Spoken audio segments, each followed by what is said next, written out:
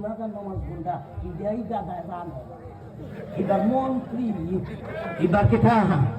মন্ত্রী বুঝছেন আরেকজন এমপি আছে হ্যাঁ আল্লাহর কাছে দোয়া করে আল্লাহ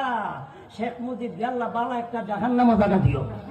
এইটা জাহান্নামও চিনে না জান্নাতও চিনে না আবার এমপি এটা কোন কথা মানে দোয়া হতো কোন জায়গা তার দোয়া করে কোন জায়গা এটা হইল এই স্কুল কলেজ ভার্সিটির শিক্ষার ফলাফল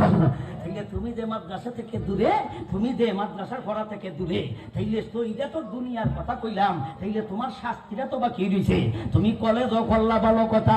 তুমি ভার্সিটিতে করলা ভালো কথা স্কুলও করলা ভালো কথা কিন্তু তুমি কেন শরীয়তের বিধিবিধান পালন করলা না শরীয়তের বিধিবিধান জানলাম না মানলাম না এই কারণে বড় বৈজ্ঞানিক হইতে পারো বড় ডাক্তার হইতে পারো বড় প্রফেসর হইতে পারো বড় বিজ্ঞান হইতে পারো বড় ইতিহাসবিদ হইতে পারো বড় কলামিস্ট হইতে পারো বড় সাহিত্যিক হইতে পারো কোরআন হাদিস তোমার কাছে না থাকার কারণে তোমাকে আল্লাহ দুনিয়াতে তোমাকে অপমানজনক শাস্তি আল্লাহ প্রদান করিব দুনিয়ার জগতে আল্লাহ তোমাকে এক জাতীয় শাস্তি দিব মরণের পরে আল্লাহ কঠিন থেকে কঠিন তোমাকে আল্লাহ শাস্তি প্রদান করিব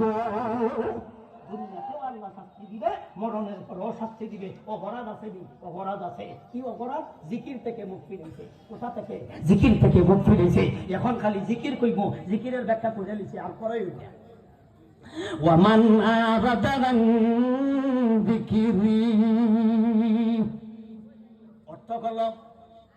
যে ব্যক্তি আমার জিকির থেকে উদাসীন থাকবে